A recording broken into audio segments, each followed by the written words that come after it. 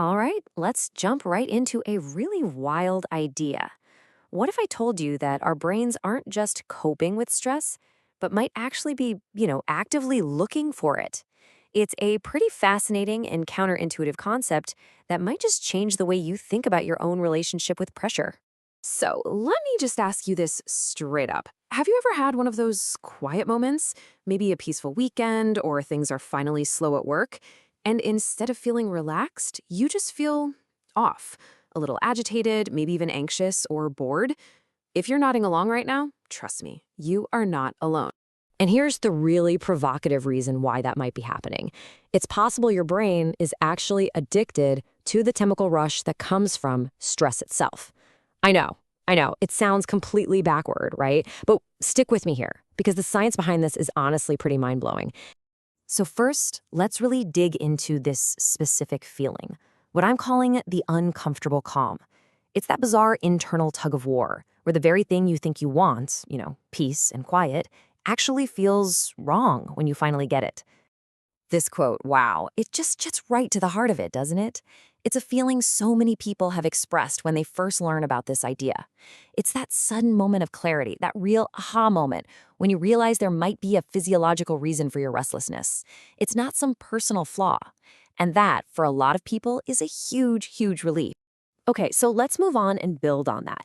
In this next section, we're going to challenge a really fundamental myth about stress. See, most of us have a pretty clear picture in our minds of what stress is, but what if that picture is only showing us half the story? Now, check out this contrast here. The common belief is that stress is this thing that happens to us. It's an external enemy, a terrible boss, a crazy deadline, a traffic jam, something we have to fight off. But the unseen reality, the one we're exploring today, is that stress can actually be an internal habit, a cycle that our own brain keeps going, all on its own. So this brings us right to the core of it, your brain's potential addiction to stress. And listen, this isn't just a metaphor we're throwing around. We are talking about a real physiological process that happens inside your head.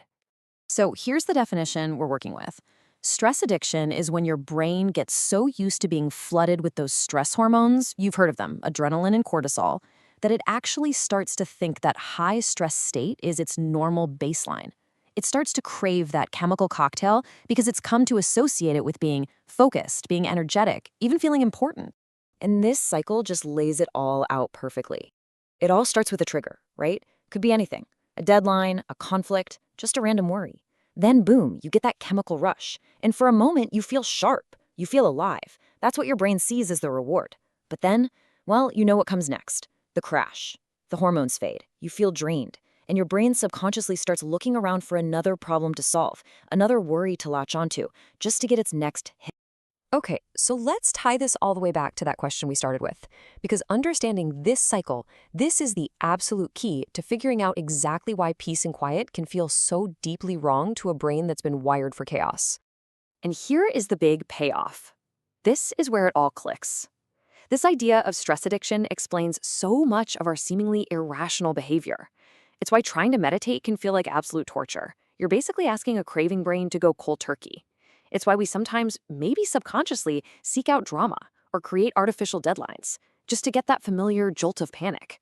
It's why a quiet Sunday can leave you feeling way more antsy than a frantic Monday. At the end of the day, your brain isn't choosing what's good for you, it's choosing what's familiar. And for a lot of us, what's familiar is stress. So I'll just leave you with this to think about. The next time you find yourself feeling restless during a quiet moment, just pause and ask yourself, is this really me wanting this?